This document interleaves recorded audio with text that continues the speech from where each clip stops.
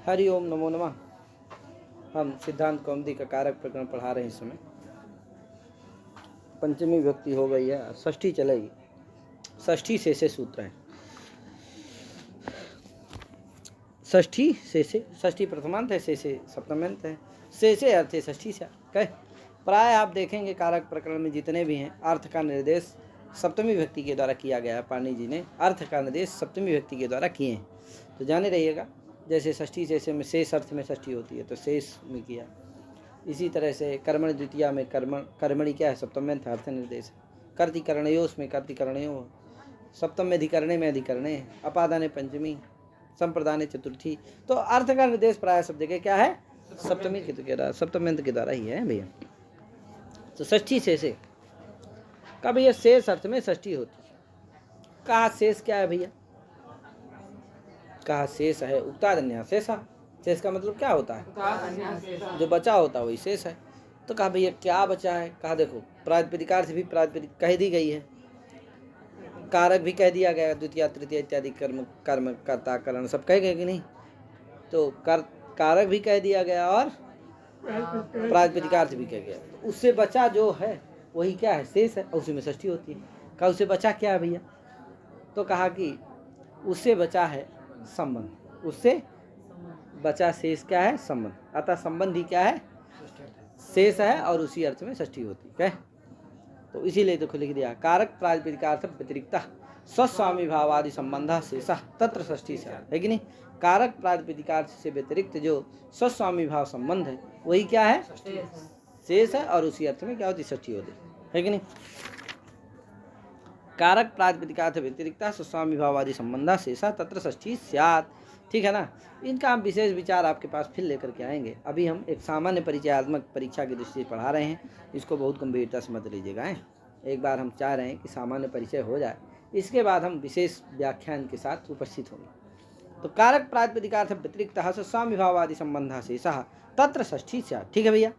जैसे राज्ञः पुरुषः, राज्ञा पुरुषः में यहाँ क्या है, स्वस्वामी भाव संबंध है। राजा क्या है, स्वामी है, पुरुष क्या है, स्वा, तो स्वस्वामी भाव संबंध है क्या। तो स्वस्वामी भाव संबंध, इसी स्वस्वामी भाव संबंध में क्या हुई है, षष्ठी हुई है। किससे हुई है, राजन से हुई। संबंध जो होती है वो प्रतियोगी वाचक शब्द से होती है षष्ठी है, प्रतियोगी वाचक षष्ठी होती है। तो प्रतियोगी वाचक शब्द राजन है, अतः उसी से क्या हुई, षष्ठी हो गई। तो राज्ञः पुरुषा बन गया है। का कर्मादि नाम अपनी संबंध मात्र विवक्षायाम षष्ठी का भैया, कर्मादि कारकों के भी, क्योंकि विवक्षाता कारकानि भवन्ति है, कारक जो होते हैं विवक्षाधीन होते हैं। तो कर्मादि कारकों के भी अगर कारकत्वेन विवक्षा नहीं किए, कर्मत्वेन विवक्षा नहीं किए, अपितु शेषत्वेन विवक्षा कर दिए, संबंधत्वेन विवक्षा कर दिए, तो वहाँ भी क्या हो जाती, इससे षष्ठी हो जाती है। ठीक है भैया। वही देखो, कर्मादि नाम संबंध मात्र विवक्षायाम षष्ठेव है कि नहीं, षष्ठ्या एव सताम गतम, सताम गतम। यहाँ पर देखो का सताम गतम में सत संबंधी गमनम ये बोध होता है। गतम में जो गम धातु उससे एकता प्रत्यय होता भाव में, और सत क्या है, करता है, लेकिन कर्तृत्व की क्या कर दिया, अविवक्षा कर दिए, और से सत्वेन संबंधत्वेन क्या कर दिए, विवक्षा कर दिए। तो क्या हो गई, यहाँ षष्ठी हो गई। कर्तृत्वेन विवक्षा करोगे तो तृतीया हो जाएगी, क्योंकि कर्ता क्या है, अनुक्त है, अनुक्ते कर्तरी तृतीया। तो सद्भी गतम हो जाएगा, क्या सद्भी गतम हो जाएगा। अगर क्या करोगे, कर्तृत्वेन अविवक्षा कर दिए, से सत्वेन विवक्षा कर दिए, तो षष्ठी हो गई, तो सताम गतम हो गए। कह तो इस तरह से कर्ता कारक की भी यदि क्या कर दिया जाए, कर्मादि कारकों की भी अगर अविवक्षा कर दिया जाए, और उनकी शेषत्वेन विवक्षा कर दिया जाए, संबंधत्वेन विवक्षा कर दिया जाए, तो वहाँ भी षष्ठी विभक्ति हो जाती। जैसे सताम गतम, समझ गए ना। सर्पिशो जानीते, सर्पिशो जानीते, यहाँ पर कृतयोग षष्ठी नहीं होती, नलोका से निषेध हो जाता है। कहाँ, सताम गतम में है कि नहीं कृत योग है, कति कर्मणों कृति से कर्तार्थ में षष्ठी होना चाहिए, लेकिन नहीं होती। क्यों, अक्ता प्रत्यय कृत योग है, न लोकाव्य निष्ठा का योग है, इसलिए क्या होता है, वो निषेध कर देता है, इसलिए षष्ठी नहीं होती। अभी तो क्या, इससे षष्ठी हो जाती है। ठीक है भैया, क्योंकि वो कारक षष्ठी का निषेध करता है, संबंध से षष्ठी का निषेध। न लोकाव्य जो सूत्र है वो किसका निषेध करता है, कारक षष्ठ्या एवं निषेधा, न तो शेष षष्ठ्या है कि नहीं। वो लिखेगा आगे ही चल करके, आगे आपको सब पता चलेगा। आगे सर्पिशो जानीते, यहाँ सर्पी क्या है, सर्पिसा उपायन प्रवर्तते इत्यर्थः। सर्पी माने घी होता है, घी के कारण क्या होता है, प्रवृत्त होता है भोजन आदि में। तो सर्पी क्या कारण, सर्पिसा उपायन प्रवर्तते, तो सर्पी क्या है, कारण है। लेकिन करणत्व ने क्या कर, करणत्व की अव्यक्षा कर दी। करणत्व क्या, कारण कारक ना है, तो करणत्व से अव्यक्षा क्रियते, संबंधत्वेन यदा व्याख्या क्रियते तदा षष्ठी भवति, तदा सर्पिसा जानीते, सर्पि संबंधी प्रवर्तना। समझे कि नहीं?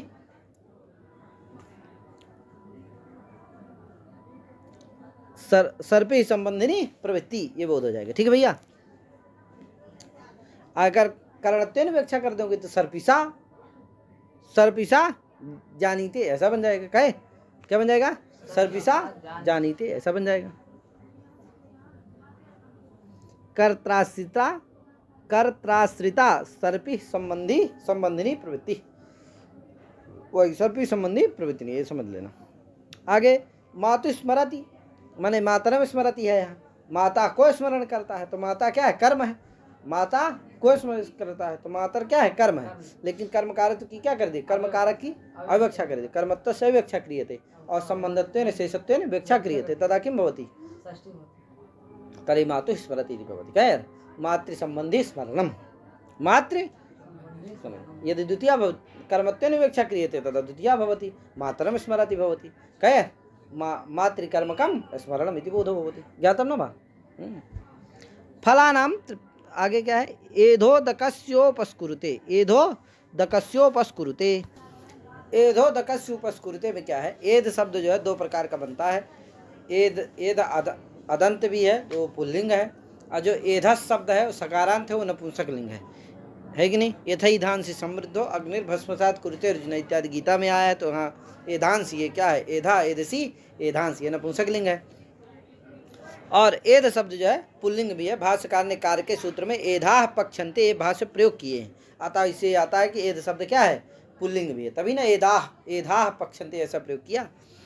अच्छा, जब सकारांत है अगर एधस, तो एधक है, एध शब्द है और उदक है, एधाश्चा उदकानिचा इति एधो एतेषां समाहारः एधोदकम तस्य एधोदकस्य, और फिर उपस्कुरुते है, एधोदकम उपस्कुरुते, वहाँ कर्म है एधोदक, लेकिन उसकी क्या कर दिए, कर्मत्व की अव्यक्षा कर दिए और संबंध से सत्वेन व्याख्या संबंधत्वेन व्याख्या कर दिए, तो क्या होगी, एधोदकस्य उपस्कुरुते बन गया। कहे और अगर क्या करना, सकारांत है, अगर एध शब्द मानते हो तो उदक शब्द मत करना उधर, नहीं तो एध उदक बनने लगे, एध उदकस बनने लगे, क्योंकि सकार होगा, सक रुत उत यत होकर के लोप होकर के क्या बन गए, एध गुण तो हो नहीं पाएगा क्योंकि एक असिद्ध हो जाएगा वो, तो एध उदकस बनने लगेंगे। कहे इसीलिए क्या करना, फिर वहाँ उदक पर्याय जो दक शब्द है उसके साथ कर लेना समास। क्या उदक पर्याय दक शब्द है, दक शब्द भी है जिसका अर्थ होता है उदक, तो उसके साथ समास कर लेना। तो एध अदक रहेगा, सकार को रुत उत हो जाएगा, तो एधो अदक हो जाएगा, एधोदक, फिर तस एधोदक से हो जाएगा। कहे तो वहाँ ऐसा कर लेना समास है भैया। कोश भी है,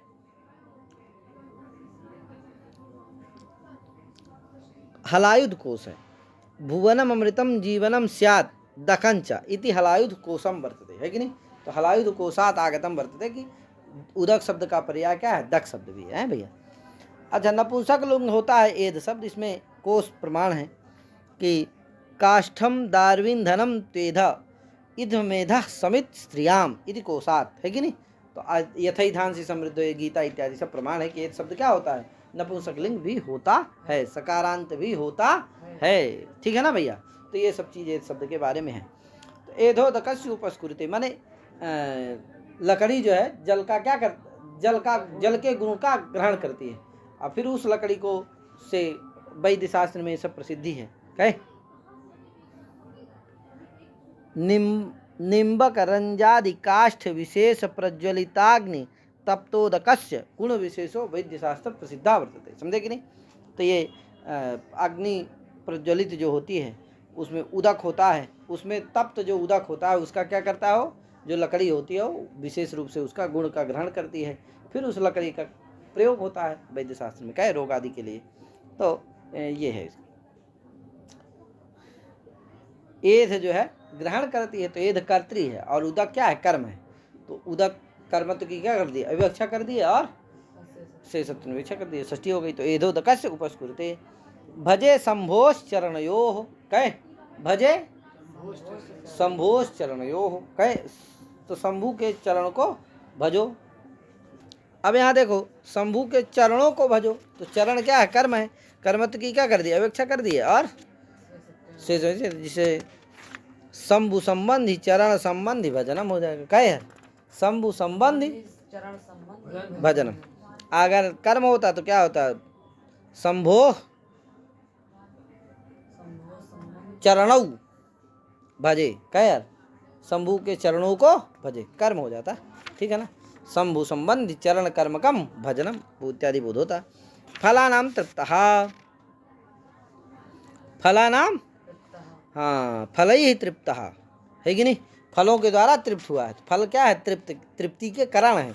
कलत की क्या कर दिया, अपेक्षा कर दिया, फल संबंधिनी तृप्ति ही बोध हो जाएगा है।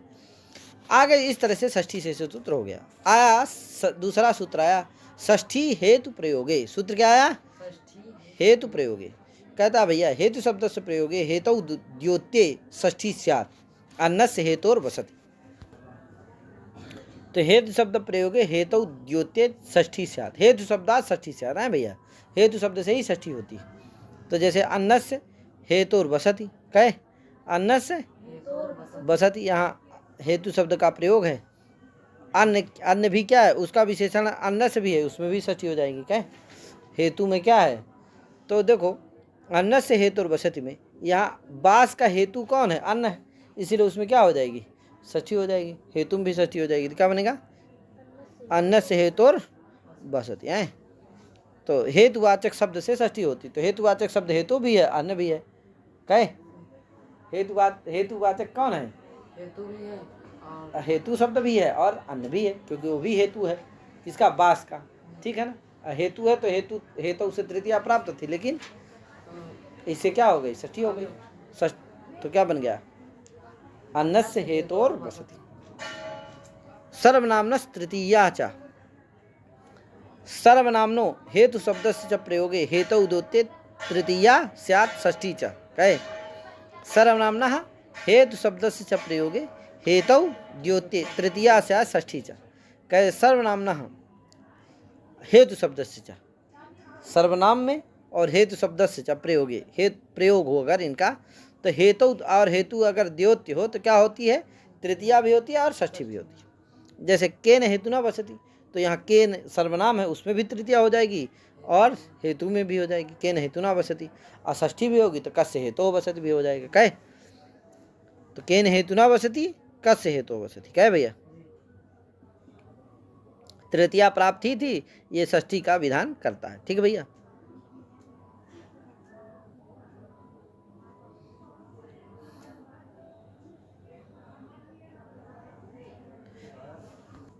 अब वार्तिक का एक निमित्त पर्याय प्रयोगे सर्वासाम प्राय दर्शनम। ये कहता है निमित्त पर्यायाणाम प्रयोगे सति तेभ्यः तत्समानाधिकरणेभ्यश्च सर्वासाम विभक्तीनाम प्रायण प्रयोगो भवति, है कि नहीं। कहा भैया अगर निमित्त पर्याय का प्रयोग हो, यानी निमित्त वाचक शब्दों का यदि प्रयोग हो, किसी का भी हो, कहे निमित्त वाचक शब्दों का यदि प्रयोग, वाचक शब्दों का यदि क्या हो, प्रयोग हो, निमित्त पर्यायों का यदि प्रयोग हो, तो तेभ्यः माने निमित्त वाचक शब्देभ्यः निमित्त पर्यायभ्यः और तत्समानाधिकरणेभ्यश्च, अथवा जो तत्समानाधिकरण है, यानी कि निमित्त पर्याय के समानाधिकरण, निमित्त वाचकों के समानाधिकरण है, उनसे भी क्या होती है, सर्वासाम विभक्ति नाम प्रायण दर्शनम भवति प्रयोगो भवति, है कि नहीं। सभी व्यक्तियों का प्राय प्रयोग होता है। जैसे किम निमित्तम वसति, यहाँ निमित्त पर्याय कौन हो गया, निमित्त ही शब्द है, निमित्त वाचक है, उससे में क्या हो जाएगी, द्वितीया भी हो गई। तत्समानाधिकरण किम भी है, सर्वनाम है, उसमें भी क्या हो जाएगी, द्वितीया हो जाएगी, तो किम निमित्तम वसति। तृतीया हो गई तो केन निमित्तेन वसति। चतुर्थी हो गई तो कस्माई निमित्ताय वसति, इत्यादि सब हो जाता है, ठीक है भैया।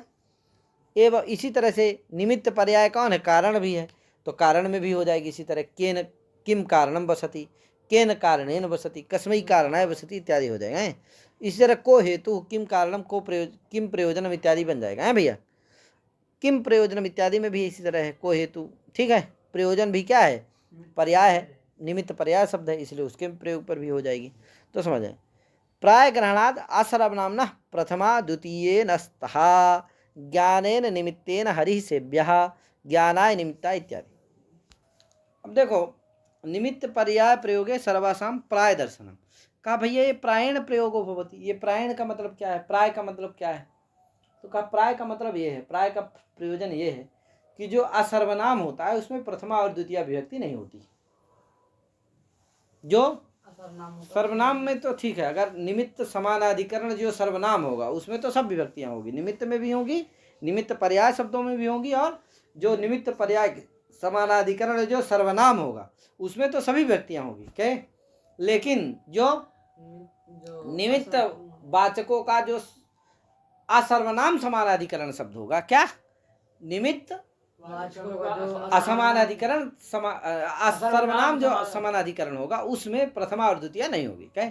जैसे ज्ञानेन निमित्तेन हरि सेव्यः, यहाँ देखो निमित्त पर्याय निमित्त वाचक शब्द निमित्त हो गया, तत्समानाधिकरण कौन है, ज्ञान है, वो क्या है, सर्वनाम नहीं है, क्या है, असर्वनाम है, उसमें क्या नहीं होंगी, प्रथमा और द्वितीय नहीं होगी, बाकी सब होंगी। तो के निमित्त क्या होगी, ज्ञानेन निमित्तेन हरि सेव्यः ज्ञानाय निमित्ता इत्यादि होगी, लेकिन प्रथमा द्वितीय नहीं होगी, ठीक है ना भैया। तो ये समझ रहिएगा। तो प्राय ग्रहण का यही फल। आगे षष्ठ तसर्थ प्रत्यय सूत्र है, क्या है, षष्ठ तसर्थ प्रत्यय। अच्छा, ये वार्तिक मान लेने से षष्ठी हेतु प्रयोग और सर्वनाम तृतीया चाहिए सूत्रद्वयम न कर्तव्य भाव, कहे इन सूत्रों दोनों करने की जरूरत नहीं, क्योंकि इसी से काम हो जाएगा। क्योंकि उसका था अन्न से हेतु वसति, यहाँ क्या हो जाएगा, निमित्त वाचक शब्द कौन है, हेतु, तत्समानाधिकरण कौन है, अन्न, तो सब में हो जाएगी, सभी व्यक्तियां होती, षष्ठी भी हो जाएगी, नहीं हो जाएगी। इसी तरह से सर्वनाम तृतीया में भी इसी तरह से, तो इन सूत्रों की जरूरत नहीं है, ये वार्तिक मान लेने इस पर, क्या है। आगे षष्ठ तसर्थ प्रत्यय, ये सूत्र है, क्या कहा भैया, देखो इसका विग्रह कर लेना, षष्ठी अतसर्थ प्रत्यय, क्या है, अतसर्थ प्रत्यय, कहा भैया एतद् योगे षष्ठी स्यात्, क्या है, अतसर्थ प्रत्यय के योग में क्या होती है, षष्ठी होती है, क्या है।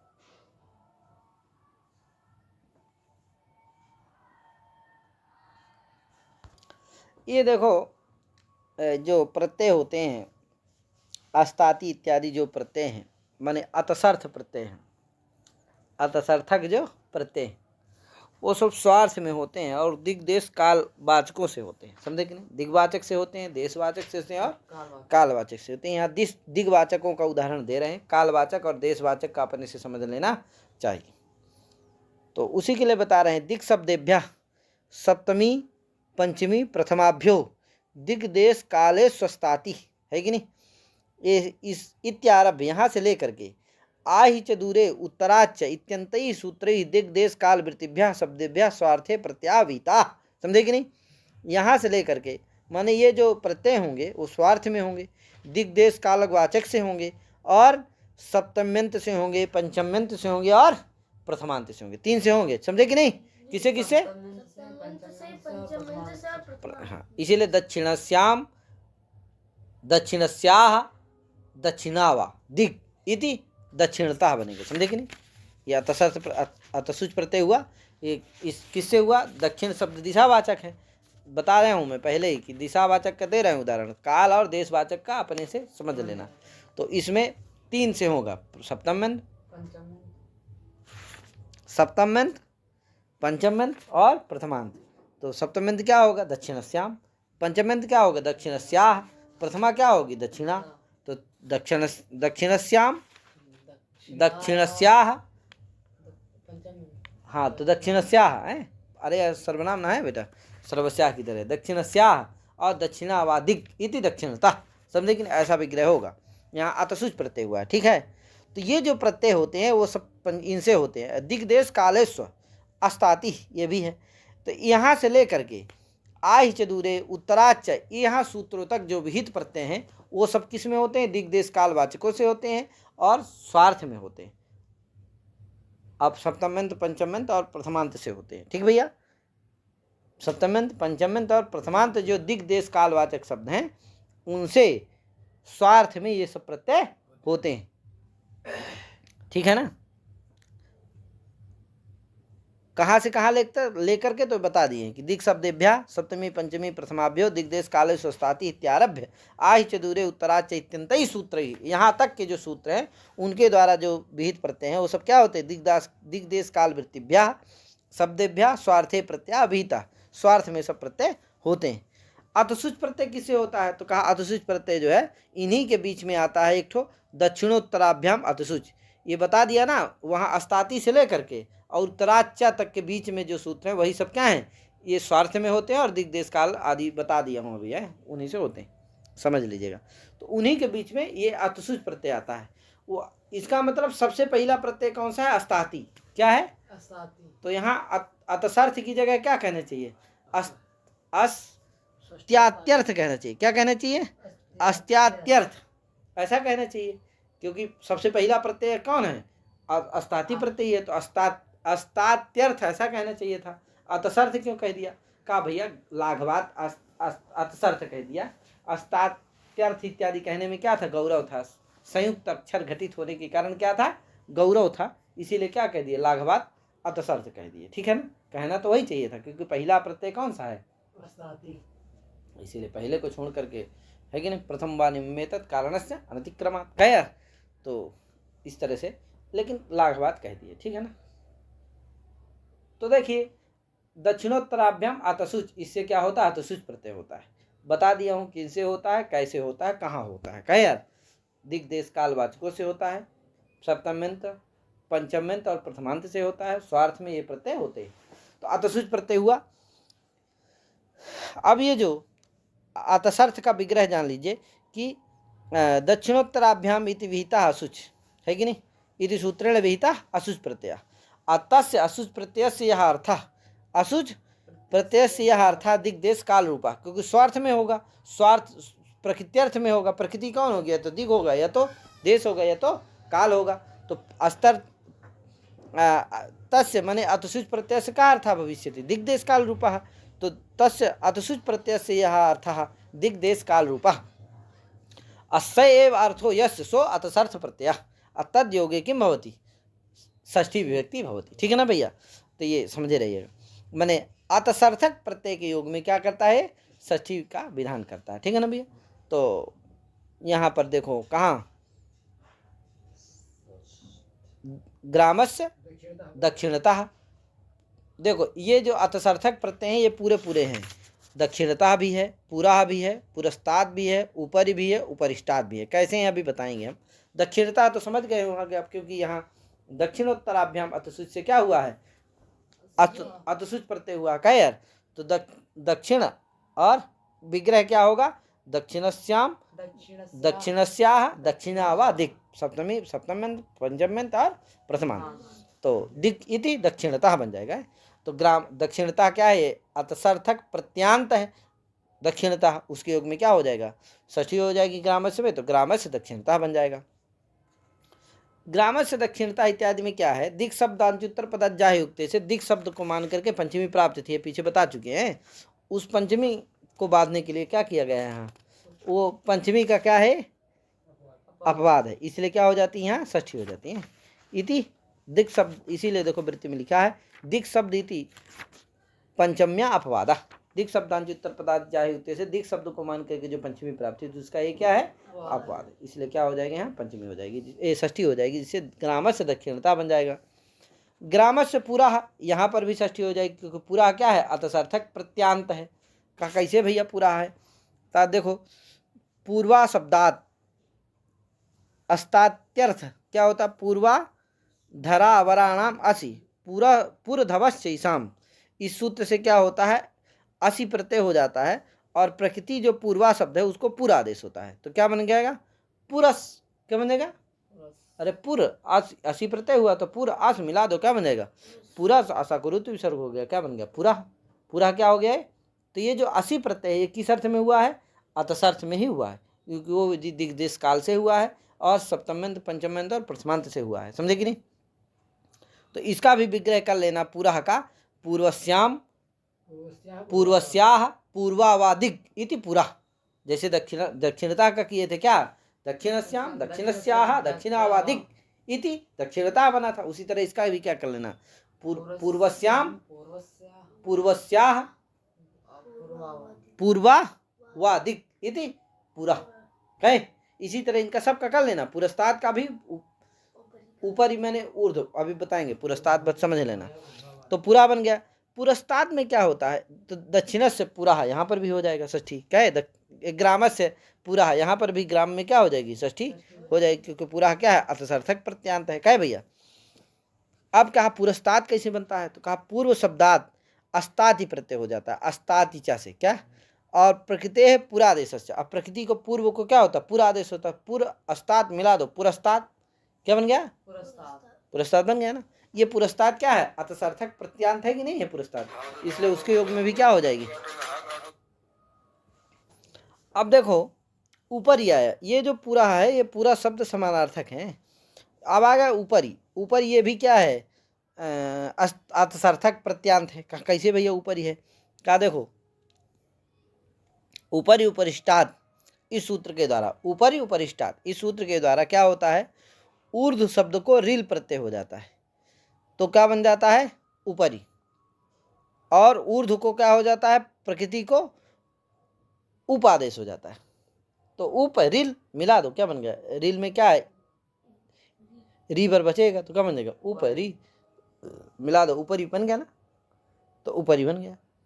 ऊपरी का विग्रह क्या कर लेना, ऊर्ध्वायाम ऊर्ध्वायाह ऊर्ध्वावादिक इति ऊपरी, ठीक है ना। कहा भैया उपरिष्टात कैसे बन, तो ऊपरी क्या है, जो रील प्रत्यय है वो क्या है, अतसार्थक प्रत्यय है, अतः अतसार्थक प्रत्यांत कौन हो गया, ऊपरी हो गया, षष्ठी हो गई। उपरिष्टात ये भी क्या है, अतसार्थक प्रत्यांत है। उपरिष्टात में क्या करना, इसी सूत्र से ऊपर उपरिष्टात से प्रकृति को क्या हो जाएगा, उपादेश हो जाएगा, माने ऊर्ध्व को क्या होगा, उपादेश हो जाएगा, और यहाँ रिष्टातिल प्रत्यय होगा, क्या होगा, रिष्टातिल। रिष्टातिल में क्या हो जाएगा, इल चला जाएगा, बताइए क्या, रिष्टात, तो उपरिष्टात मिला दो, उपरिष्टात हो गया ना, उपरिष्टात इसका भी वही विग्रह करना, क्या है। तो ये सब क्या है, अतसार्थक प्रत्यांत है, इनके योग में क्या हो जाती, ग्रामस्य में षष्ठी हो जाती, जिससे ग्रामस्य दक्षिणतः पुरः पुरस्ताद ऊपरी उपरिष्टाद ये सब प्रयोग की सिद्धि हो जाती है। आगे सूत्र है एनपा द्वितीया। ये कहता भैया एन बनते न योगे द्वितीया स्यात्, का एन प्रत्यांत के योग में क्या होती है, द्वितीय व्यक्ति होती है, क्या एनपा योग विभागा षष्ठ्यपि, का एनपा का क्या करते हैं, योग विभाग कर देते हैं, जिससे क्या होती है, द्वितीय भी होती है और षष्ठी भी हो जाती है। ग्राम दक्षिणेन ग्रामम ग्रामस्य वा, यहाँ दक्षिणेन क्या है, एनबंत है, उसके योग में ग्राम में क्या हो गई, द्वितीय भी हुई और षष्ठी भी हुई। षष्ठ तसर्थ से नित्य क्या प्राप्त थी, षष्ठी प्राप्त थी, इसका विकल्प करने के लिए ये सूत्र है एनपा द्वितीय है, एनपा इति योगो भज्यते। एनपा, अच्छा इसमें योग भाग कैसे करेंगे, एनपा पहला योग हो जाएगा, द्वितीय दूसरा योग हो जाएगा। एनपा जो पहला योग होगा उसमें षष्ठी आ जाएगी पूर्व सूत्र से, तो कहेगा एन बनते न योगे षष्ठी से, और जो द्वितीय रहेगी उसमें एनपा आ जाएगा, तो कहेगा भैया एन बनते न योगे द्वितीय से, तो पाक्षिक हो जाएगा देने में, समझे कि नहीं।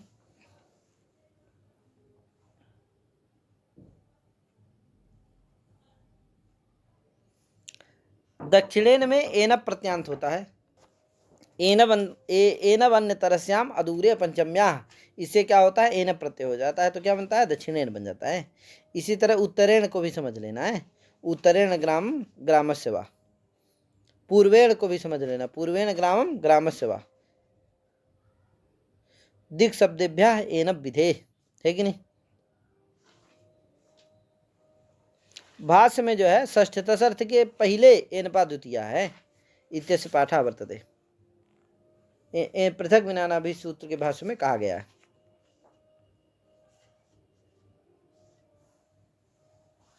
इसीलिए अब जब बताओ षष्ठी की अनुवृत्ति नहीं आएगी, जब षष्ठ तसर्थ के पहले क्या होगा, एनपा द्वितीय होगा, तो उसमें षष्ठी की अनुवृत्ति आएगी, नहीं आएगी, तो इसीलिए एनवंत के योग में केवल द्वितीय सिद्धि है, क्या नहीं होती, षष्ठी नहीं होती है, षष्ठी असाधु ही है, ऐसा सब विस्तार से उसमें दिया गया है। आगे सूत्र है दूरांतिकार्थ ही षष्ठ्यन्नतरस्याम, क्या है, अब देखिए ये जो सूत्र है दूरांतिकार्थ ही षष्ठी अन्यतरस्याम, ये कहता भैया दूरार्थक और अंतिकार्थक शब्द के योग में क्या होती है, षष्ठी होती है विकल्प से, और चकारात पंचमी भी हो जाती है, माने विकल्प से क्या होती है, जब नहीं होती तो पंचमी भी हो जाती है। जैसे दूर, इसीलिए दूरम निकटम ग्राम से ग्रामाद बा, तो यहाँ हो गई षष्ठी हो गई, पंचमी भी हो गई। दूसरा सूत्र आया ज्ञो विदर्थस्य करणे, यहाँ ज्ञ अविदर्थस्य करणे, ये छेद है, लेकिन अविदर्थस्य माने विदम विद ज्ञानम है कि विद माने ज्ञान, विद ज्ञानम अर्थः यश सा विदर्थः असन भवती इति अविदर्थः माने ज्ञानार्थक भिन्न इत्यर्थः। अविदर्थस्य माने ज्ञानार्थक भिन्नस्य, समझे कि नहीं। अविदर्थस्य का मतलब क्या है, भिन्नस्य। ज्ञा धातोः प्रयोगे, ज्ञा धातोः करणे, ज्ञा धातु उपस्थाप्य क्रिया निरूपित करणत्व रूपे अर्थे किं भवति, शेषत्वेन विवक्षिते षष्ठी स्यात्। करणत्वस्य शेषत्वेन विवक्षिते षष्ठी स्यात्, करण की क्या हो जाएगा, शेषत्वेन संबंधित्वेन विवक्षा हो जाए तो क्या होती है, षष्ठी हो जाती है, समझे कि नहीं। का देखो ज्ञा धातु का ज्ञा अबोधने धातु है, उसका अर्थ तो ज्ञान ही होता है, तो उसका अर्थ ज्ञान से भिन्न कैसे हो जाएगा। कहा भैया अविदर्थ से, इसके निषेध के कारण ही पता चलता है, इसी निषेध से पता चलता है कि उस ज्ञा धातु का अर्थ ज्ञान भी होता है और प्रवृत्ति भी अर्थ होता है। क्या होता है, प्रवृत्ति भी होता है, समझे कि नहीं। तभी ना निषेध कर रहा है अविदर्थ से, नहीं तो भैया ज्ञान ही अर्थ होता केवल, तो उसमें तो निषेध है कर दिया कि भैया अज्ञानार्थक जो ज्ञा धातु, तो अज्ञानार्थक ज्ञा धातु कहीं मिलेगी, नहीं मिलेगी, जहाँ भी मिलेगी वहाँ क्या मिलेगी, ज्ञानार्थक ही मिलेगी, क्योंकि उसका ज्ञान ही अर्थ होता है, तो अज्ञानार्थक कहीं मिलेगी नहीं, तो इसलिए व्यर्थ हो जाएगा सूत्र भाई। तो इसलिए अज्ञानार्थक माने अविदर्थ से विशेषण ही क्या हो जाएगा, व्यर्थ हो जाएगा। इसीलिए इस विशेषण से ये पता चलता है कि जो ज्ञान धातु उसका अर्थ क्या है, प्रवृत्ति भी होता है, ज्ञान भी होता है, प्रवृत्ति भी होता है। यहाँ किसका ग्रहण करना है, प्रवृत्त्यर्थक जो ज्ञान धातु उसका ग्रहण करना, ठीक भैया।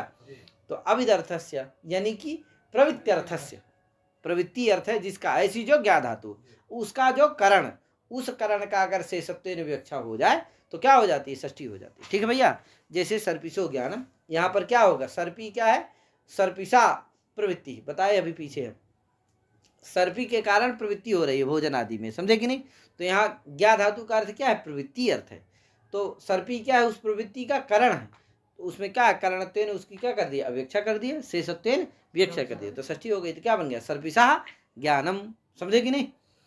कोई कहा ये बताइए कि यहाँ तो षष्ठी शेष से षष्ठी सिद्ध है कि नहीं है, सर्पिशा, अरे करण पीछे कहे हैं आप, किस कर्मादि की अगर क्या कर दें, अविवक्षा कर दें, शेषत्वेन विवक्षा कर दें तो क्या हो जाती है, षष्ठी हो जाती है। तो यहाँ भी करणत्व की क्या कर दी, अगर अविवक्षा कर दिए, षष्ठी शेष की अनुवृत्ति आ ही रही है, तो शेषत्वेन विवक्षा कर रहे हो तब षष्ठी हो रही है, तो ये तो काम किससे सिद्ध है, षष्ठी शेष से ही सिद्ध है। हाँ, षष्ठी शेष से शेषे न लाओ, कहो नहीं करने अर्थ है षष्ठी से, तब तो काम नहीं चलेगा, षष्ठी से चलेगा नहीं चलेगा, क्योंकि वो शेष में षष्ठी करता है, ये किस में करता, करण में करता, तब सिद्ध होता षष्ठी से नहीं सिद्ध होता। लेकिन क्या हो रही है, इसमें अनुवृत्ति आ रही है, आ कह रहे हो नहीं शेष अर्थ में षष्ठी होती है, तब क्या होता, ये तो काम किससे सिद्ध है, तो इदम सूत्रम किमर्थम। तो कहा भैया इदम सूत्रम पर नहीं, 8 सूत्र हैं, कौन कौन, कहा ज्ञो विदर्थस्य करणे अधिगर्थदेशां कर्मणि क्रिया प्रतीयत्ने रुजार्थानां भाववचनानाम् अज्वरेः आशिषिनाथः जासि निप्रहण नाट क्राथ पिशाम हिंसायां व्यवहरिपणों समर्थयो कृत्वर्थ प्रयोगे काले अधिकरणे। ये जो 8 सूत्र हैं ये सभी शेषत्व विवक्षा में ही षष्ठी करते हैं, तो ये तो किससे सिद्ध था, षष्ठी से सिद्ध था। अतः ये सभी सूत्र क्या हैं, व्यर्थ होते, ये व्यर्थ बल्कि कहते हैं कि भैया षष्ठी का लुक नहीं होता है, क्या नहीं होता है, षष्ठी का लुक नहीं होता, समास हुआ अगर फिर उसका लुक, तो इसका मतलब समास नहीं होता, लुक प्रयोजक जो समास है वो समासी नहीं होता। इसीलिए इससे नियम सिद्ध हो जाता है तो कि प्रतिपद विधाना षष्ठी न समस्यते, प्रतिपद विधाना षष्ठी न समस्यते, है कि नहीं। माने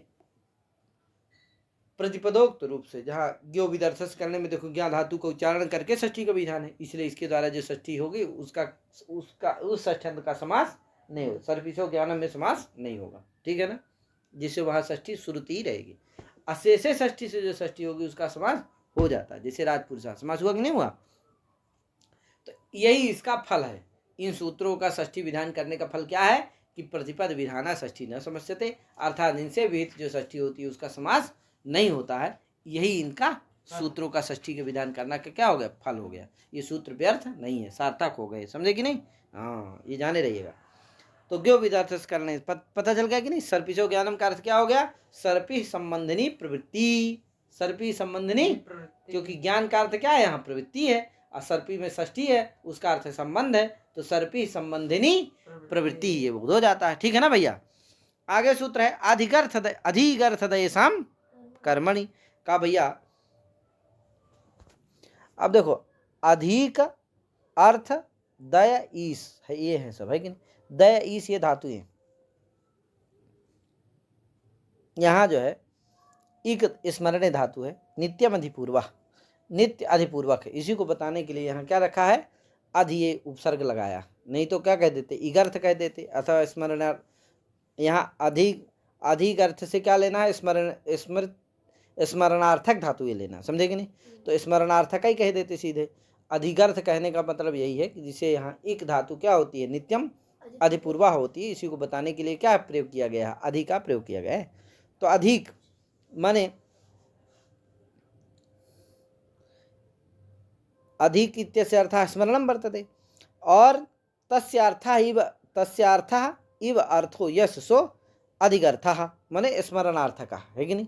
इसका मतलब स्मरणार्थक जो दय और ईश धातु, स्मरणार्थक जो इसका विग्रह कर लेना, अधिगर्थास्य स्मरणार्थक जो धातु दय धातु और ईश धातु है। अधिगर्थास्य दयश्च ईश्च इति अधिगर्थ दयेशः तेषाम अधिगर्थ दयेषाम है। इसका मतलब जो अधिगर्थक यानी कि स्मरणार्थक जो धातु हैं, जो दय धातु और ईश धातु, इनके योग में क्या होती है, इनका जो कर्म, इनका जो कर्म, कर्मणि है ना, इन धातुओं का जो कर्म, माने इन धातुओं से उपस्थित जो क्रिया, तन्निरूपित जो कर्म, उस कर्म की अगर शेषत्वेन व्याख्या हो जाए तो क्या होती है, षष्ठी होती है। इसमें भी षष्ठी से आ रहा है। ठीक है ना भैया। ये भी प्रतिपद विधाना षष्ठी न समझते, इस ज्ञापन करने के लिए ही है। अभी पीछे हम बता चुके हैं, 8 सूत्र याद रखिएगा, बहुत इंपॉर्टेंट है, उसको याद कर लीजिएगा। इनके द्वारा विहित जो षष्ठी होती है उसका समास नहीं होता है। ठीक है ना भैया।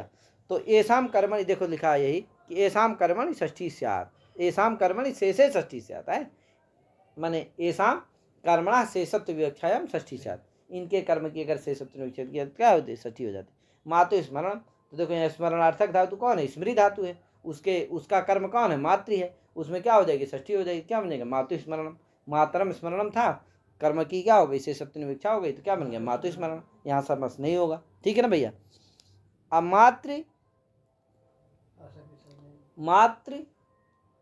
मातरम, यहाँ गुण भी आ जाए, अगर गुण का प्रयोग हो जाए, मातृ गुण ही स्मरणम इत्यादि, तो गुण क्या होंगे, कारण होंगे, वो कर्म नहीं होंगे, तो वहाँ इससे षष्ठी नहीं होगी, किससे होगी, षष्ठी से होगी, समझे कि नहीं। मातृ गुण ही स्मरणम, अगर ऐसा प्रयोग हो तो वहाँ करण रहेगा ना, वो कर्म थोड़ी रहेगा।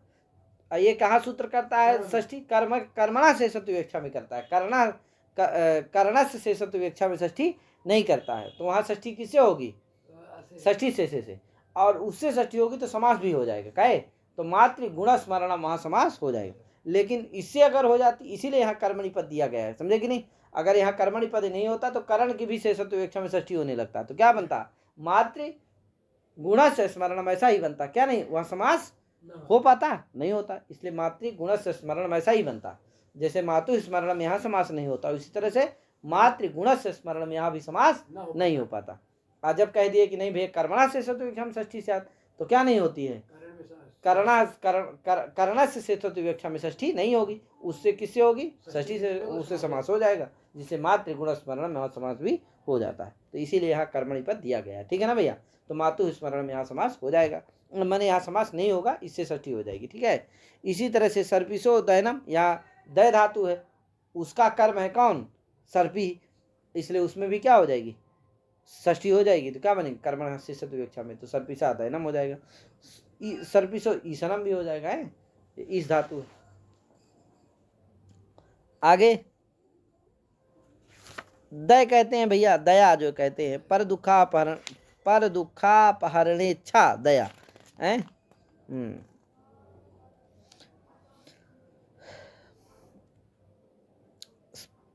वस्तुतः कर्मीभूत सर्प संबंधी दयनम है, ये बोध हो जाएगा उसका। और उसका हो जाएगा वस्तुतः कर्मीभूत सर्प संबंधी यथेष्ट विनियोग ईसनम का है, यथेष्ट विनियोग ईसनम। वस्तुतः कर्मीभूत इसलिए लगा रहे कि वो वस्तुतः तो सर्पी कर्म है ना, उसका संबंधित्व ने व्याख्या कर दी है, इसलिए संबंधी हो गया हो कहे। तो वस्तुतः कर्मीभूत सर्पी संबंधी दयनम, वस्तुतः कर्मीभूत सर्पी संबंधी ईसनम, ऐसा बोध हो जाता है कहे। आगे सूत्र है क्रिया प्रत्यत्न का भैया, प्रत्यत्नो नाम गुणाधान। प्रत्यत्न किसको कहते हैं? गुणाधान को कहते हैं। तो गुणाधान अगर हो तो क्या होता है? गुण का आधान यदि हो तो क्या होता है? क्रिय धातु का जो क्रिय धातु उपस्थाप्य क्रिया निरूपित जो कर्म होता है उसका शेषत्व व्याख्या में क्या होती है? षष्ठी हो जाती है। से षष्ठी से आ रहा। तो क्रिय धातु उपस्थाप्य क्रिया निरूपित कर्मणः शेषत्व व्याख्या षष्ठी से गुणाधाने, गुणाधान अर्थ प्रतीतौ, गुणाधान अर्थ की यदि प्रतीति हो तो एधोदकस्य उपस्करणम। यहाँ क्या है? गुणाधान है, क्योंकि वो गुण का आधान हो रहा। लकड़िया में क्या हो जाता है? एद उदक का गुण आ जाता है, तो गुणाधान है कि नहीं है, इसलिए क्या हो जाएगा? षष्ठी हो जाएगी। कर्म कौन है? क्री का कर्म है। उदक क्या है? एधोदक क्या है? क्री का कर्म है, इसलिए षष्ठी हो जाएगी। क्या बन जाएगा?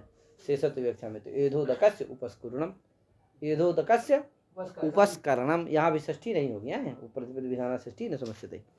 आगे सूत्र आएगा रुजार्थानाम भाववचनानाम अज्वरे। ये आगे सूत्र है तो इनको हम आज नहीं करेंगे, इसको हम कल करेंगे हैं। तो इतना करके अपनी बारी विराम देता हूँ। सभी हरि ओम नमः जय श्री राम राधे राधे।